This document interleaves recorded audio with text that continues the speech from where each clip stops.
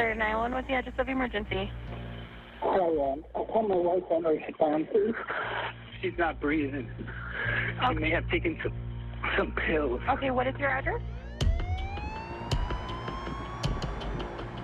When we get the alert tone, they say it's an overdose. They're saying that he's performing CPR. Is somebody coming?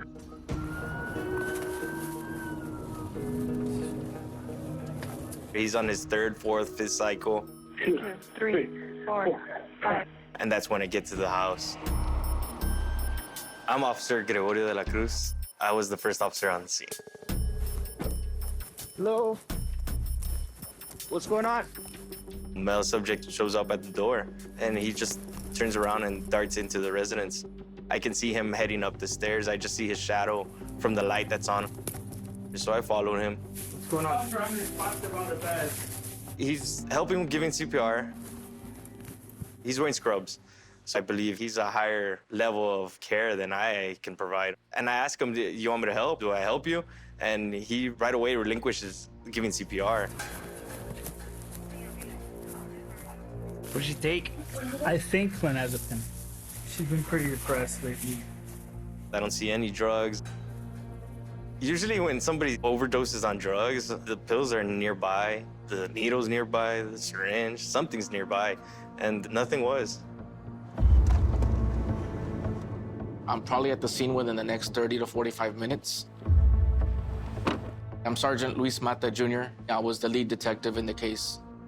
Then I start trying to get information from him, and I notice him not answering fully. And when I asked him, well, what's going on, Joel? He goes, well, I live a very private life, and those questions are something that I don't want coming out. Maria had been seeking help through the church, through a pastor. Wasn't she also being treated for severe depression and anxiety? She had been getting some medical attention as well. But this case was unique because she was also expressing her thoughts, her feelings, her emotions in a diary. My fears are losing my family, losing my husband, damaging my kids, making the wrong choice. As the DA, my job was putting the right team together to work this case. She described that she was going through a tough time, but that she loved those kids and she couldn't wait to do more in the future. I want to be a good mom, a mom that is present, engaged, and involved with my kids. How important, how crucial were those journals? Very. She wasn't a drug abuser. She loved those kids. She would never leave them behind. There's no way.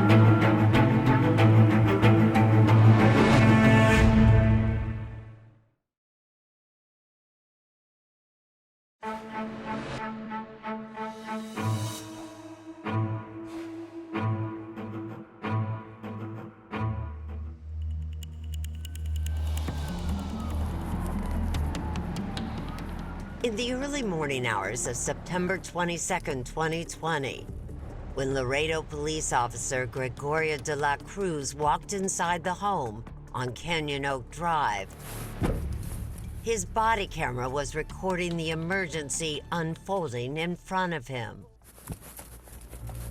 What's going on? At the top of the stairs near the main bedroom, Joel Peyo, dressed in teal surgical scrubs, was performing CPR on his wife, Maria Muñoz. De la Cruz soon took over. We sometimes zoom into the body cam footage to avoid graphic material. What kind of shape was she in when you started giving her CPR? She was warm. She was still warm to the touch. While De La Cruz desperately tried to revive Maria, he asked her husband about the drugs. Joel had told the 911 operator His wife may have taken some pills.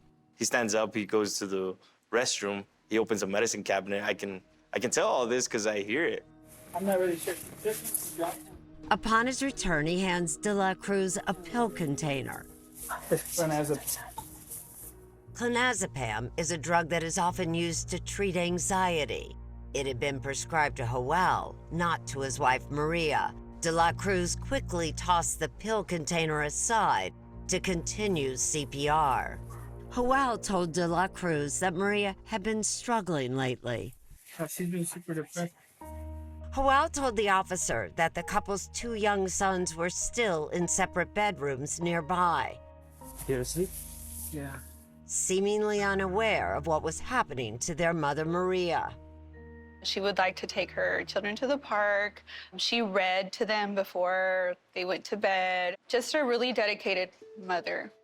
Yasmin Martinez says her friend Maria adored her boys, 5-year-old Alejandro and Valentino, who was turning 2. I am happy. I am happy. Maria enjoyed being a stay-at-home mom. Take 1,000. She was learning to play the piano and planning to resume her career. I asked her if she had gone to school, and she said yes, that she was a nurse in Puerto Rico. And she's like, I'm actually studying to take my test so I could work here. It was in Puerto Rico where Maria met Joel Peyote.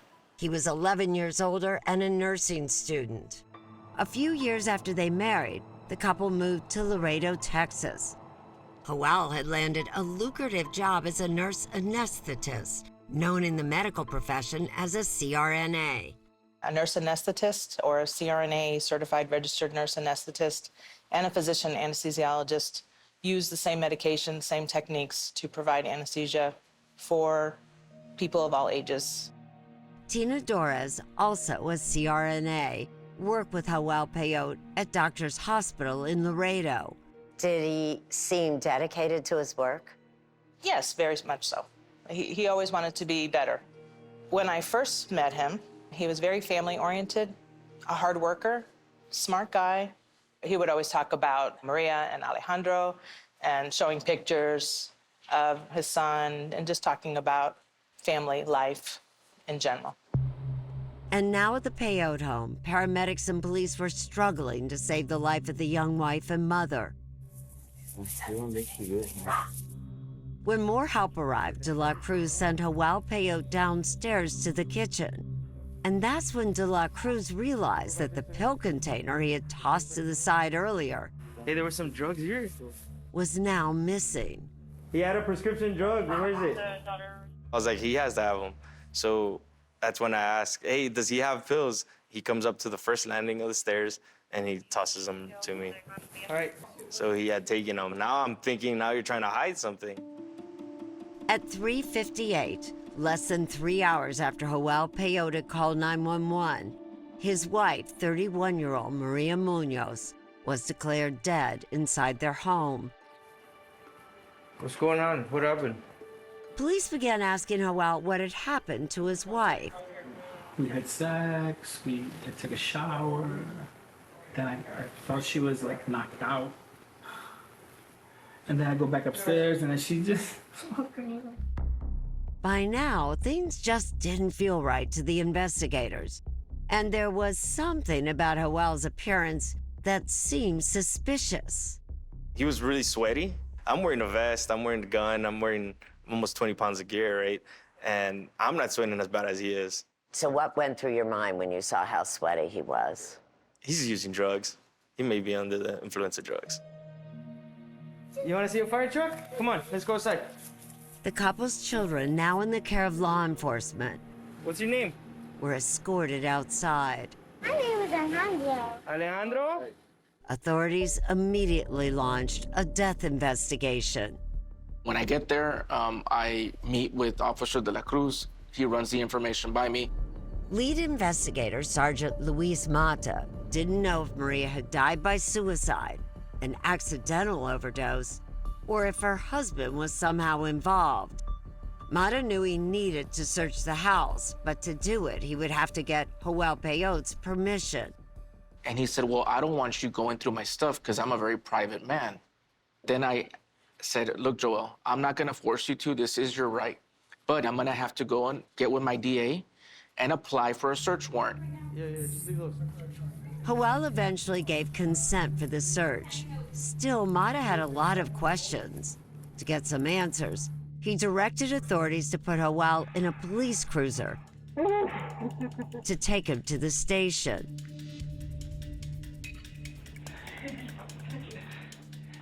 Could you see him before you went in? I could see him through my camera. Everything's there is recorded. He's hitting walls. He's moving furniture. It was scaring some of the people down the hall in the dispatch room. So that's how loud it was. Around 4 a.m., Mata begins his interview with Joel Peyote, who claims he had given Maria that container of clonazepam prescribed to him. Is it possible that she swallowed them all? How many pills were there before? I don't know. I really don't. He couldn't remember the minorest things. I don't know how many times I asked him, play back to me the minute you got there. What did you do? And he, well, what did I do? What did I do? What did I do? Well, you know what? If you remember the truth, you don't have to think about it.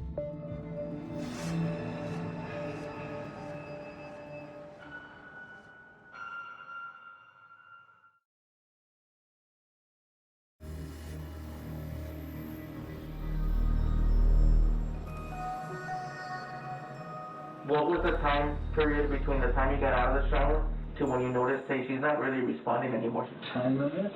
Not 100% sure. The sudden death of a healthy 31-year-old woman like Maria Muñoz didn't make sense to Sergeant Luis Mata, and neither did her husband, Joel Peyote's explanation.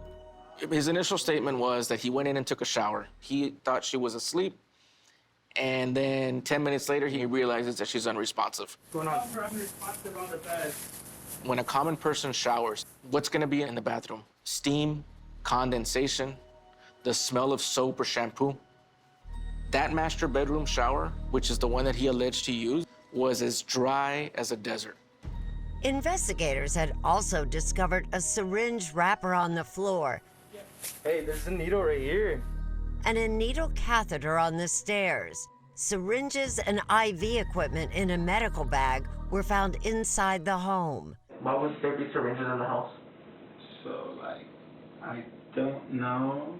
Then Joel makes a hand gesture and taps his bicep. Steroids? Yeah, that's me. With Joel Peyote at the police station, Maria's close friend, Angela Montoya, and her husband, Luis Ayala, rushed over to the house to take care of the kids. Luis, a co-worker of Joel, says he had begun to see changes in Joel's physique and personality 2 years before Maria's death. He lost a lot of weight and then started gaining muscles. Did you suspect that maybe he was taking steroids? Maybe, or but maybe. He was changing, like, more friendly with girls. flirting more? Yeah. The family man who had once bragged to friends and colleagues about his wife and kids began changing his social media posts too. He deleted the pictures of Maria, or he just started posting everything by himself, not with his kids. Joel, in demand as a nurse anesthetist, was making a lot of money. And according to Angela, he enjoyed showing off his wealth. He has this new sporty car. I bought Maria that one, and I bought myself this one, bragging about it. But friends say the changes they saw in Joel went much deeper. In 2018, around the same time Maria gave birth to the couple's second son, Joel began pursuing a woman named Janet Arredondo, a surgical nurse he met at work. Joel took Janet to like a vacation spree in Europe. I don't recall which countries were that he took. Well, there was one trip, there was Spain, and then the next trip was France and Greece, I believe. There you go. There you go. So Maria found out about that while he was there with Janet. According to Angela, Maria confirmed her suspicion about her husband's infidelity. when she found a plane ticket for one of his European trips. When her disappointment turned into deep depression, she was prescribed medication. But perhaps the best medicine for Maria turned out to be her daily journals, discovered in her home by investigators. I don't want to be sad anymore. I don't want my heart to hurt. I don't want my mind to be in torture. Yet at times, she seemed hopeful, believing her faith could mend the couple's 10-year marriage. Lord, this is a lot for me. All I really want to do is see change in him. And it seemed to be working. Just months after her husband had taken his mistress on those European vacations, Joao treated Maria to a lavish getaway in Las Vegas. And she showed me a couple of Louis Vuitton he purchased for her. But what seemed like a second chance for her marriage didn't last. Joao could never quite leave Janet. How long have you been with Jeanette? About 2 years. Out of those 2 years, how long has Maria known about it? She said for a while, for a long while. In fact, Joao told Sergeant Mata that he no longer lived with his family and that he had moved in with Janet Arredondo 5 months before Maria's death. Mata wondered how much the other woman knew and asked her to come to the police station to talk. What is your relationship with him? I wouldn't have called you at 6:30 in the morning if it was just for being nosy. It's not that I'm trying to be nosy, but I'll get to where I'm going. He's my boyfriend. Mata continued pressing Janet about Joao and then told her about Maria. The reason that I'm here is because last night, Joao's wife passed away. There doesn't appear to be right now any type of foul play. We're still pending an autopsy. So let's get with, how did you and Joao even start dating? I'm sorry, I understand. Take your time. I know it's all kind of thrown at you, so, you know, I told you at the very beginning I'm going to be honest with you, so I am. Our main thing now is, obviously, is what happened. I'm sorry, what was your question? How long have you and Joao been dating? Almost 2 years now. Okay. Did Maria, his wife, did she do drugs? Not that I'm aware of. He just told me that she was very depressed. Okay. When Sergeant Mata mentioned Maria may have overdosed, Janet seemed surprised. Are you saying she overdosed? We don't know yet. The main thing is this, Janet, is when we tell her family, they're going to think that either Joao killed her or that you had something to do with it. That's why we have to rule you out, okay? Has Joao ever confided in you that he wanted to do something to his wife? No. Joao had told police that Maria may have overdosed on the drug clonazepam. He thinks she took these. But when the autopsy was conducted, 8 hours after Maria was declared dead, the medical examiner found no pill residue in her stomach. And there was something on Maria's body at the scene that puzzled both the medical examiner and investigators. A tiny mark on Maria's right arm. It was a little prick, kind of like whenever the common person draws blood or has their blood checked when they go to the doctor. One little dot. That's it. On her right elbow crease. No other signs of drug use or anything like that. The autopsy report states that Maria died from a mixed drug intoxication. While the medical examiner couldn't say how the drugs got into her system, she did rule out suicide after talking to Maria's friends and reading her journal. On the day before she died, Maria wrote, "What is it that I want? Move forward." So could Maria's death have been an accidental overdose, or was it murder? When Dr. John Hunsinger, an anesthesiologist and Joao's former boss, heard the autopsy results, he immediately became suspicious. And I called Detective Mata, and I told him my concerns. He urged Sergeant Mata to order a detailed toxicology screening to determine which drugs had killed Maria and how they got there. Did you inject her tonight? No. With anything? No. Authorities would have to wait nearly 4 months to get the answers they needed.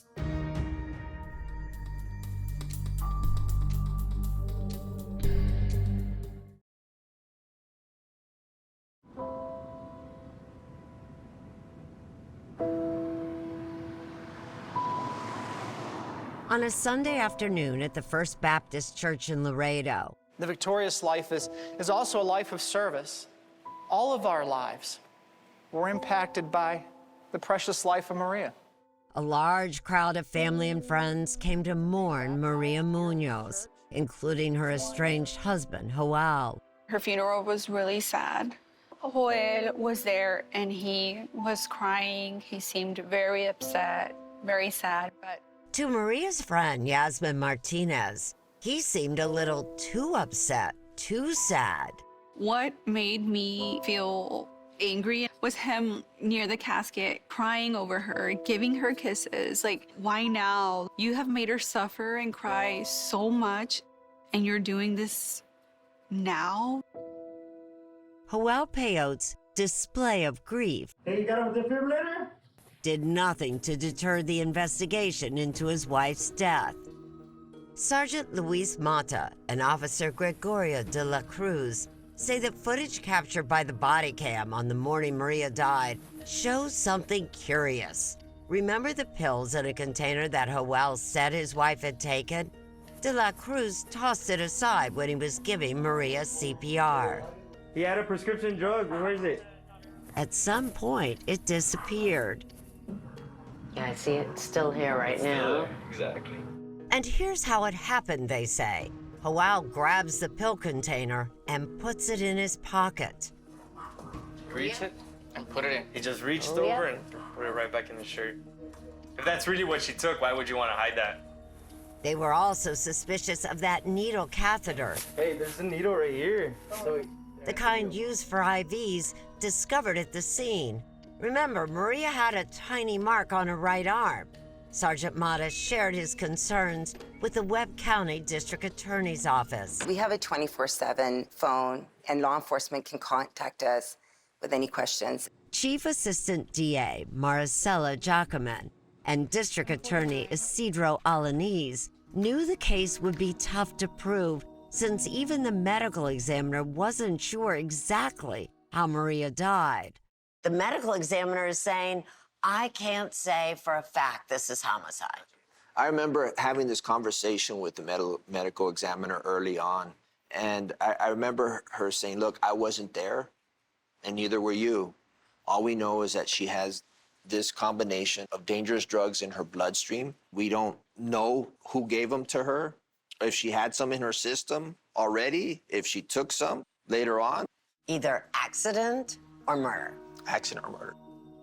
Investigators began to question Maria's friends and discovered that the Saturday before Maria died, there was a confrontation at Janet's house when Maria saw Joel's car there. So that's when she stepped out of the car and then she rang the doorbell.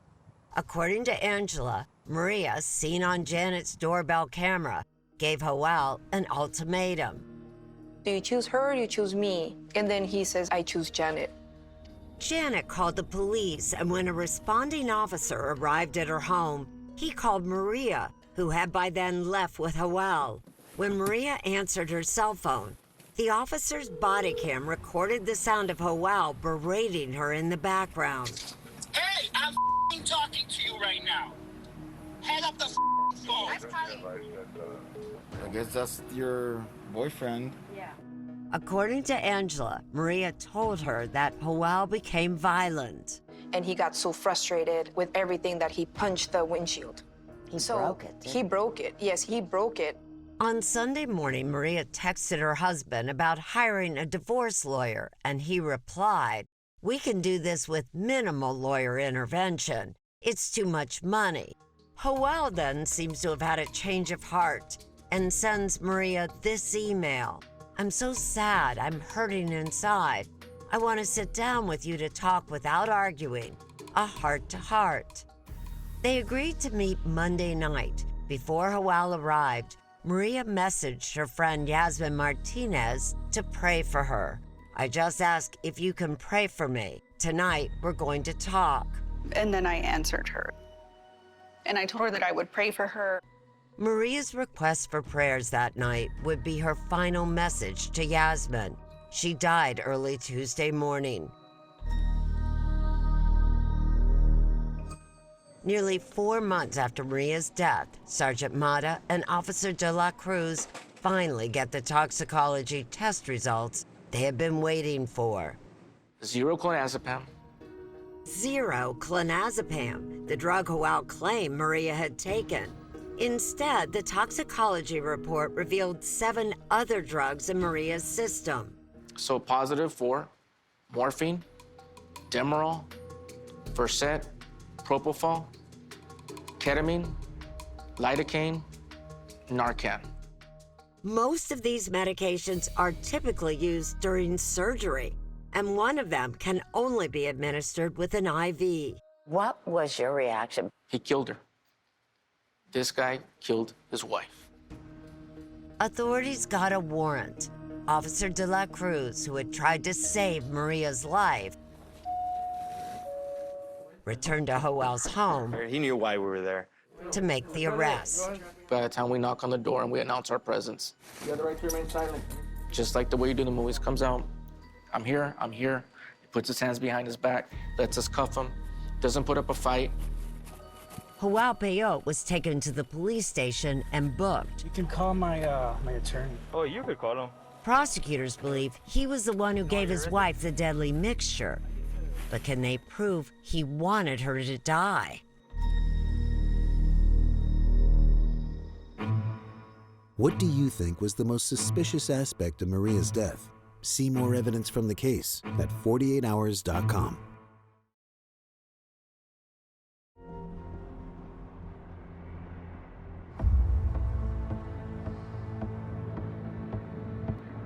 When Joao Peyote's former boss, anesthesiologist Dr. John Hunsinger, saw the list of drugs found in Maria Muñoz, 7 different medications, he was surprised by one drug in particular. I was very shocked to see propofol. Where would he get that propofol? You can't just go to the drugstore to get propofol. You have to get it from the hospital. While most of the drugs found in Maria's system could be consumed by mouth, propofol is usually injected by someone else with an IV. One of the things about propofol, it relaxes you greatly, but it doesn't last very long. It makes you stop breathing if you have too much. I think most of us, when we hear about propofol, we think of Michael Jackson. Correct. Singer Michael Jackson's death in June 2009 was blamed in part on an accidental overdose of propofol. And after Maria Muñoz's death, a highly elevated level of the drug was found in her system. Hers was the highest level I've seen. And what does that say to you?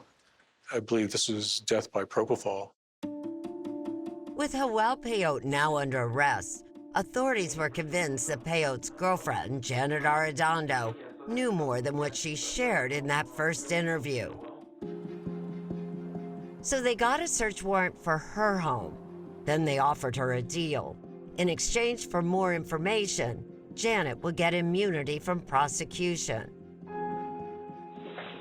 Janet agreed to a second police interview, and accompanied by attorneys, she now seemed ready to talk. Did Joel ever bring home any medical drugs? Yes. Janet told police that Peyote had often brought drugs to her home, some for his own recreational use, including ketamine, morphine, lidocaine, fentanyl, and more. Versed. Okay. Propofol. Propofol? Janet's information about propofol kicked the case into high gear. District Attorney Isidro Alaniz selected a team of attorneys led by Maricela Jackman. I'm Karina Rios. My name is Ana Karen Garza. My name is Cristal Calderon. We are Maria's team. All 4 prosecutors were convinced that Maria's husband had methodically planned her murder and that the devoted mother and wife had suffered in the months before her death.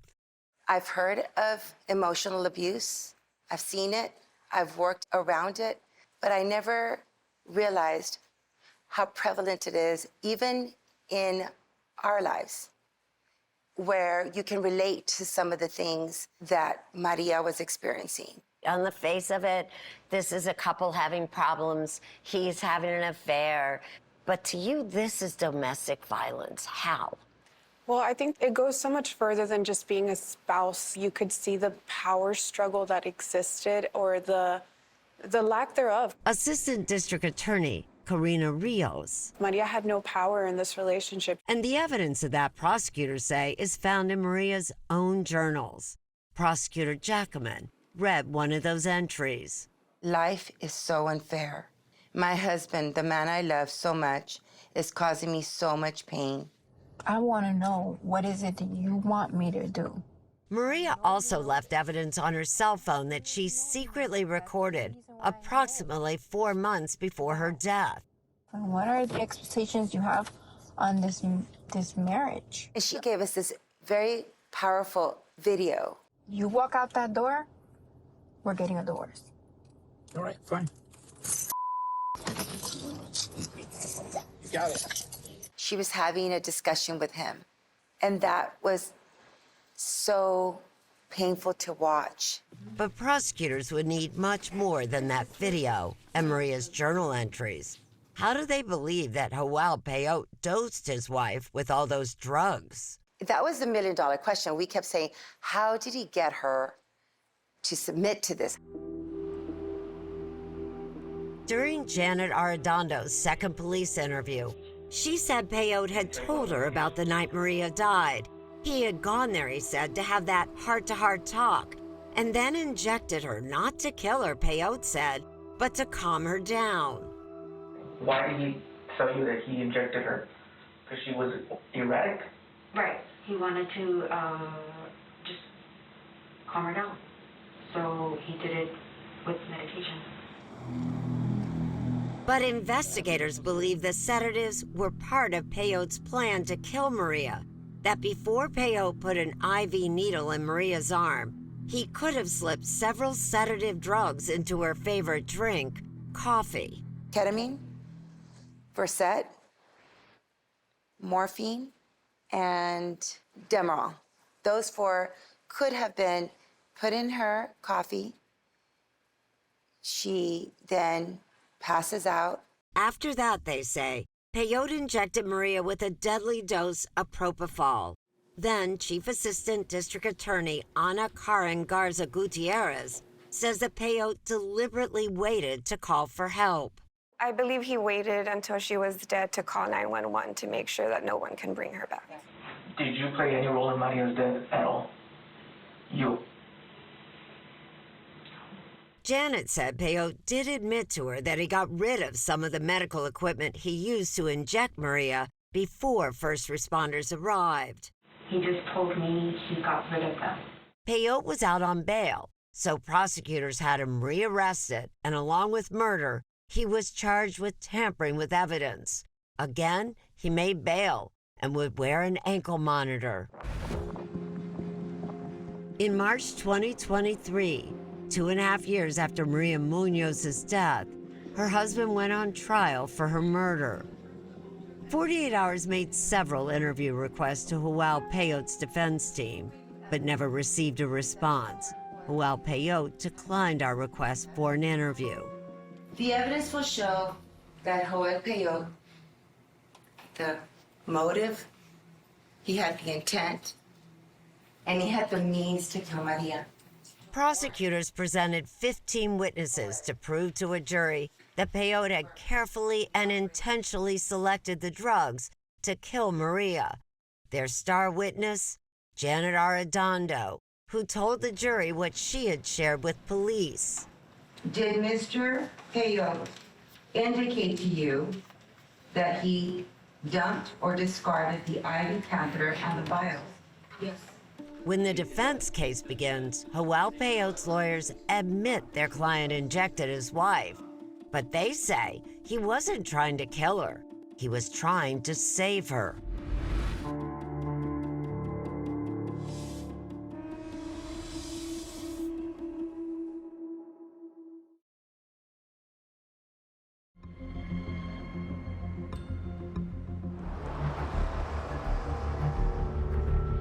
Joao Peyote, wearing a blue suit and a dark gray tie, listened carefully as his defense team presented his case. Now, Maria died, and there's no question that Joel was there. Defense attorney Roberto Bali claims Maria was terribly depressed and had been drinking and abusing drugs for months. When Joel arrived, Maria was already on something.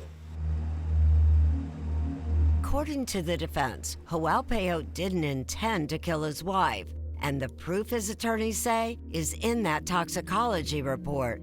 They admit Peyote gave his wife medication to calm her down, and then when he found her unconscious, they say he gave her Narcan, a drug used to reverse an opioid overdose. Someone tried to bring her back to life, and it wasn't the paramedics, it wasn't the police, it was Joel. So he did not want her dead. This was a terrible accident. A terrible accident, the defense argues, that was caused by a combination of whatever Maria had taken and the medication Peyote used to inject her. How do you know the Narcan wasn't there because he tried to save her? That he went too far, realized he had gone too far? Narcan is not a reversal agent for propofol, and propofol was what stopped her heart at the end. The defense never explained to the jury how the propofol got into Maria's system, but prosecutors say that the level of drugs discovered in Maria's body could not have been accidental. It was enough medication to survive 2 major surgeries. It was so much. And why do you think he gave her so much? To be sure. While Peyote himself didn't testify, his emotional mother did. Miriam Carrasquillo told prosecutors during cross-examination that Maria had talked about how sad she was about her marriage. You were aware that Peyote was seeing Janet, weren't you? Yes, she told. Who told you? I did. And did you encourage her to stay in the marriage? I told her that everybody have a limit, and she have a limit. When she decided that she don't want to be no more with him, I have my house open for her. But prosecutors insist, as sad as Maria may have been about her marriage, there's no evidence that she abused either drugs or alcohol. They believe Peyote's motive was money, and that he murdered Maria because he didn't want to pay for a divorce and split his assets. After 8 days of testimony, the jury got the case. It took them less than an hour to decide Joao Peyote's fate. Guilty of murdering his wife, Maria, and tampering with the evidence. Many members of the medical community attended the trial. Peyote's former colleague, Tina Dorez. He's not dumb. I mean, he's a smart guy. So I don't know if he just got caught up with his God complex, that he thought he was smarter than everyone and that he was gonna outsmart them. Just hours after the guilty verdict, Peyote was sentenced to life in prison, cuffed and escorted out of the courtroom. She loved him and she adored him. Maria's friend, Angela Montoya. She just loved him too much. Prosecutors got justice for Maria, but it's a tragic ending for the family she loved and fought so hard to keep together. I think sometimes the worst injuries don't even leave a mark. The injuries on your heart, on your mind. We could never see those on Maria, but she told us about them. She carried a lot of scars with her from this relationship. Maria's team say the most important witness at trial ended up being Maria herself, and that her journals showed those scars were healing. I want a life that's mine, different and unique. A life that's balanced with every emotion, but a happy, fulfilling life. She was a wonderful soul. And she was a great mother. She was just an amazing person. And that energy, we felt it.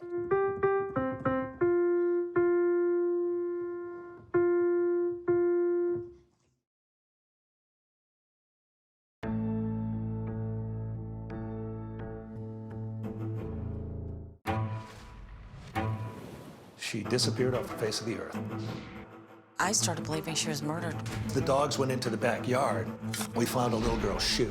No trace of her for 22 years. And then I got a phone call. Hey, Captain, he says, you sitting down? 48 Hours, Saturday at 10/9 Central on CBS.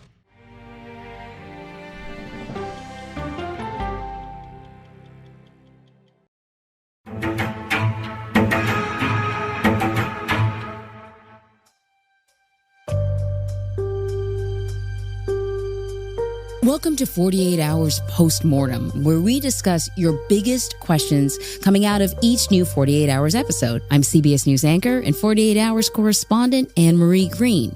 Now, you've probably just watched or listened to the Journals of Maria Muñoz. And today, I'm joined by longtime 48 Hours correspondent Erin Moriarty, again, along with producer Marcie Spencer for an inside look at what it was like to report on this case. Welcome, Erin, Marcie. Great to be back. Hi, Anne-Marie. I'm happy to be here. Do you always have to put the long time?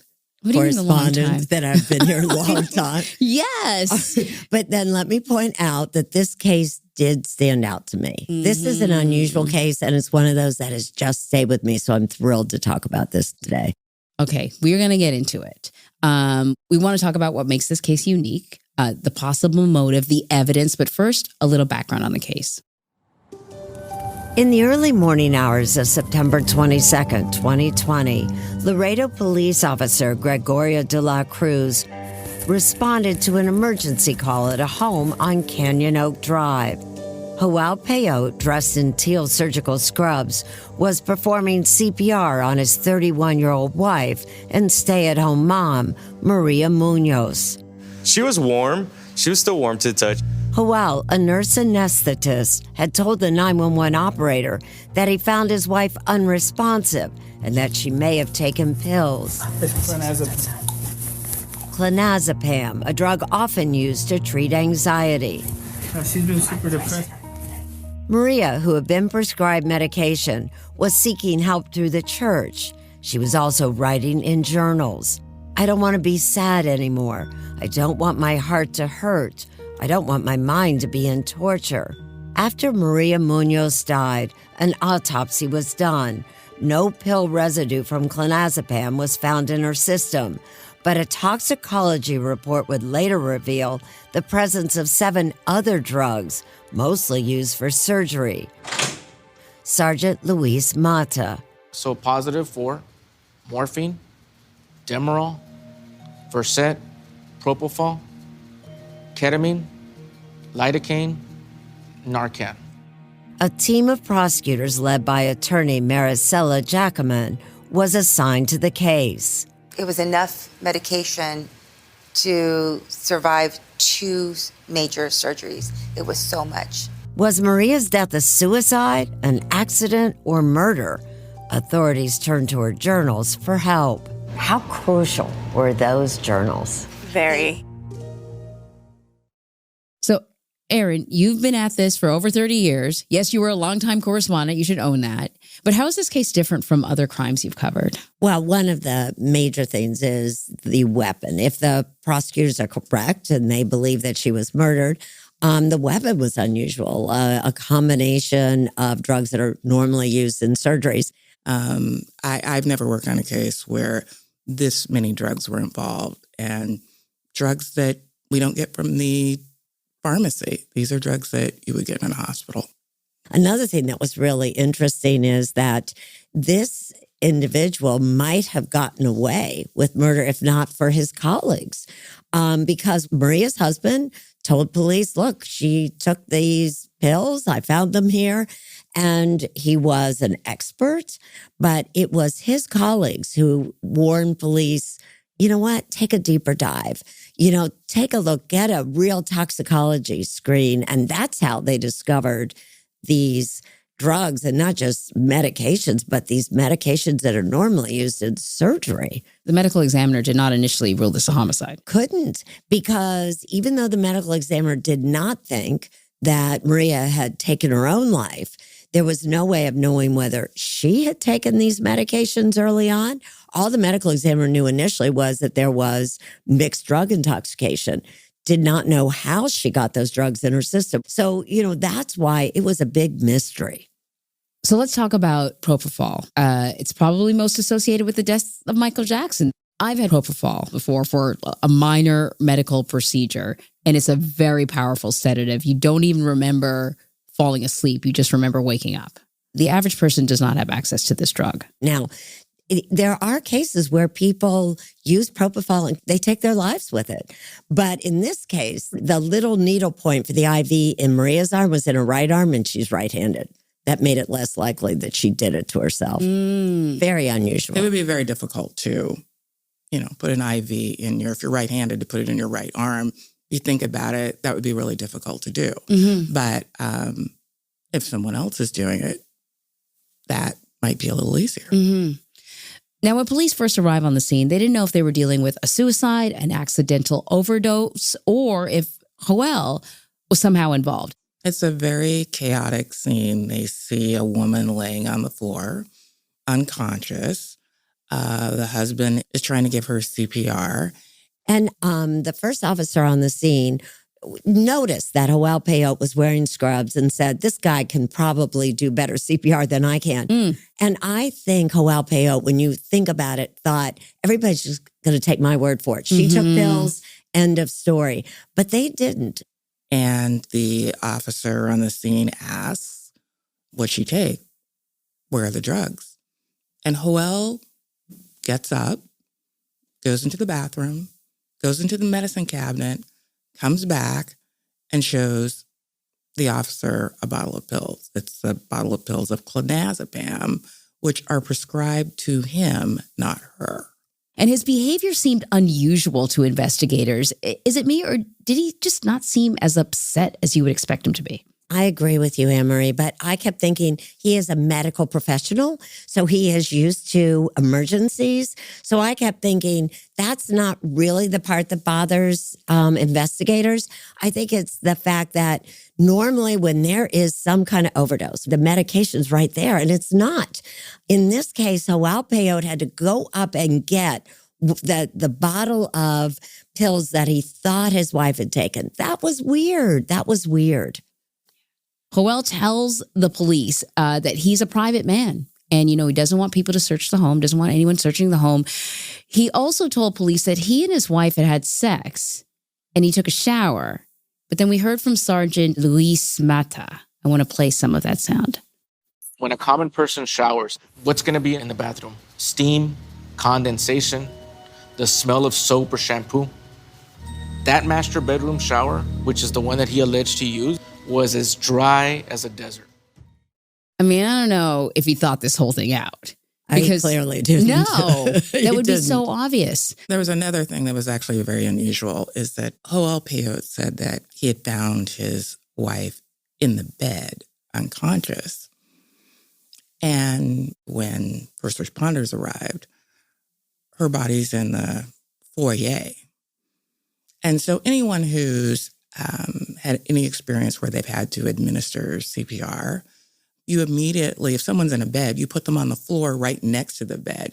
You don't move them several feet from the bed. I mean, it's a chaotic scene, but they found that very odd. And, by the way, I had talked about how I didn't think he was very emotional until I saw his reaction at the police station in the interview room, where suddenly he becomes incredibly emotional. And compared to his behavior at the house, for me as a viewer, I thought something's off. Here's Sergeant Luis Mata again. I could see him through my camera. Everything's there is recorded. He's hitting walls. He's moving furniture. It was scaring some of the people down the hall in the dispatch room. So that's how loud it was. And I'm sure those people in the dispatch room have seen a lot of odd behavior in the interview room. And if it's scaring them, it must have been sort of out of the ordinary, even under the circumstances. It might have just occurred to him that he didn't cover his tracks well enough. He might have been more upset about himself. We don't know what was making him upset. Right. During the police interview, Joel was asked about a syringe wrapper and a catheter left on the stairs of the house. Joel told the police that they were used for when he took steroids. Yeah, he was enhancing his physique. And so, yes, he admitted to taking steroids. I mean, that was actually part of this story. He had been very devoted to his wife and his first son, because this was at a time before his second son was born. And then he suddenly changed. And that included the use of steroids. That's what most of his friends thought. Joel and Maria had an elaborate security system as well? Very elaborate security system. They had cameras everywhere in this house, including cameras in the closets. And that footage disappeared. Really? But even though it disappeared, it picked up movement. And that was important in this investigation too. If anybody has a security system, they usually get alerts on their phones if there's motion in the home. And the motion sensor was going off between the upstairs and the garage. And this went off several times between the hours of 9:30 at night and 1:32 in the morning, which is when Joel Peo called 911.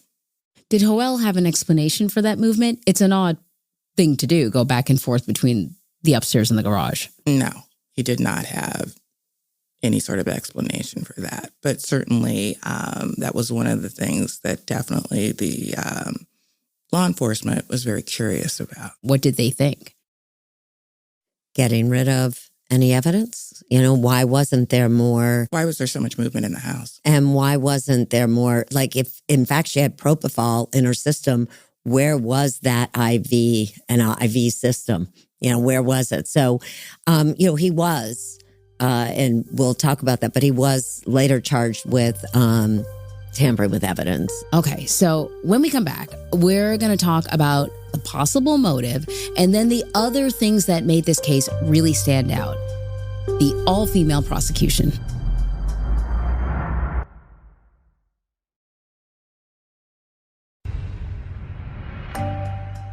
Welcome back to Postmortem. I'm here with correspondent Erin Moriarty and producer Marcie Spencer. So let's talk about the motive. Joel was seeing another woman, Janet, while married to Maria, and there was talk of divorce. Janet says Joel had been living with her for 5 months, and Maria did confront both of them shortly before her death. We actually saw that video. Well, and to me, he had the best of both worlds because he took his girlfriend on 2 European trips and but then also took Maria on a great trip. So it was at that time, though, right before her death, where I think it seemed that Maria was really becoming serious about, okay, you're either in or you're out, and I'm going to go for a divorce. And prosecutors believe that the motive was the fact that even though Joel was making a lot of money, he would have to split his assets and, their 2 kids. And he didn't want to do that. Unbelievable. I want to go back to the propofol. Why did prosecutors think Joel used this drug? Of all the choices, why this drug? Well, it's interesting. Prosecutors believe that it was a kind way of killing her. And it is. Anyone who's had propofol, it's, a very gentle way to go into sleep. I think that was probably one of the hardest things to hear in this case, is that it was a kind way of killing her. Mm-hmm. Can we talk about this prosecution team, right? They're made up entirely of women. There's that amazing shot of them walking down the hall together, and they look like this dream team. I'm Karina Rios. My name is Ana Karen Garza. My name is Cristal Calderon. We are Maria's team. Okay, I love that they refer to themselves as Maria's team. Absolutely. It's so funny. When we first got this story, I started looking at it, and I'm like, oh my gosh, they're all female prosecutors. Not only were all the prosecutors women, but their support staff, all women. And I said, Erin, this is how we're going to do this story. We're going to interview all 4 of these women. Well, I was worried, oh my gosh, no one will have enough time to talk. But they work so well in concert. And it actually was a really fun, interesting interview. But I have to admit, Marcie would tell you, I did object when I heard I had 4 prosecutors to interview. Yeah, because lawyers can be verbose. But what you get from listening to them all is that this was not just another case for them, not just another victim for them.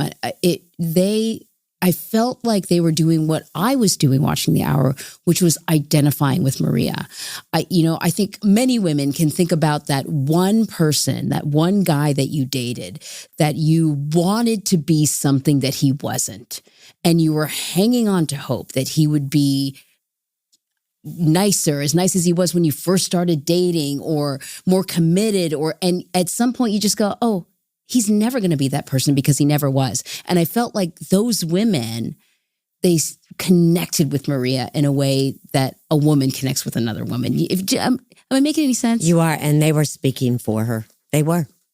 Absolutely, absolutely. I think every woman knows someone like Maria or has met someone like Maria in their life, and they did connect with her. Yeah. Erin, you mentioned in the broadcast that the 48 Hours team, of course, made several interview requests to speak to Joel's defense team, not even to him, but at least to the defense team, never received a response. Meanwhile, Joel declined, obviously, to sit down and have an interview as well. It was a big disappointment. We definitely wanted to hear, because at trial, his defense was that he didn't intend to kill her. He admitted that he did inject her. He said to calm her down, that when he had gone there to have this heart-to-heart that the two of them planned, that she became upset and he calmed her down, but that he actually tried to save her. If you look at the list of drugs, there was also Narcan. There were a lot of questions we had, and unfortunately, we didn't get those answers. Mm-hmm. So the jury was very quick to come back with a verdict, right? In this case, Joel was found guilty of murdering Maria and tampering with the evidence. He was sentenced to life in prison. Their 2 children are now living with Joel's mother. Yeah, so Maria's sister and Maria's father both live in Puerto Rico. Okay. And so, I think that custody situation is complicated. Yeah, that's got to be tough on all of the people involved. Erin, you noted at the end, perhaps the most important witness in the case ended up being Maria herself because of her journals. Absolutely. And you know what? How often do we get to hear the voice of the victim? Maria got a lot of, consolation from writing in her diary, her journals. And she wrote all the way up to almost till when she died. And so you heard how sad she was, but you also heard hope. She was ready to turn the corner and go on and find out who she was and raise those 2 kids with or without Joel. And the jury could hear that. And that's one of the reasons why the medical examiner ruled out suicide, because of that journal. So in the end, Maria did, if you want to say, got the last word, she did. I want to play a clip from District Attorney Marcie Jackman. She's reading Maria's words. I want a life that's mine, different and unique. A life that's balanced with every emotion, but a happy, fulfilling life. So there you go. And as you point out, this is part of the reason why the medical examiner said it's unlikely it's a suicide. This is a woman who is looking forward to the future in some way. Marcie, you also kind of felt connected to her. Absolutely. I think that, reading her journals, you definitely learn about someone that you've never met before. But I will say that very early on in this story, I did dream about Maria. Normally, I don't dream about someone, but she definitely creeped up in my dreams just because I wondered, did you know what was happening? Did you feel yourself getting drowsy? It was one of those things that I think was very haunting about this. But there were many otherworldly things that happened. Like what? Our colleague, Iris Carreras, who was very instrumental in this project. She was out in Laredo grabbing a cup of coffee, and when she got her coffee, she also got a little cookie, and the name Maria was on the cookie. And we thought, okay, this is interesting. Maybe it's a coincidence, but an interesting sign. And actually, when they were out shooting, and they were in front of a girlfriend's house, OL's girlfriend's house, the lights were flickering off and on, off and on. So we talk about it a little bit, but we kind of wonder. And I just wonder with the prosecutors, with Erin, with Iris, with myself, if somehow Maria was sort of sending this message to all of us. Tell my story. Oh, you're giving me chills. You're giving me chills. Wow. It's a heck of a case, and you made Maria's voice all the more prominent in it. You really feel like you knew and liked her. I thought it was excellent. Erin, Marcie, thank you so much for joining me today. Thank you. Thank you. For all of you listening, be sure to join us next Tuesday for another post-mortem, and make sure you watch 48 Hours, Saturdays, 10, 9 Central on CBS and streaming on Paramount+. And if you are liking the show, please rate and review 48 Hours on Apple Podcasts and follow 48 Hours wherever you get your podcasts. You can also listen ad-free on the Amazon Music and Wondery app, or with a 48 Hours Plus subscription on Apple Podcasts.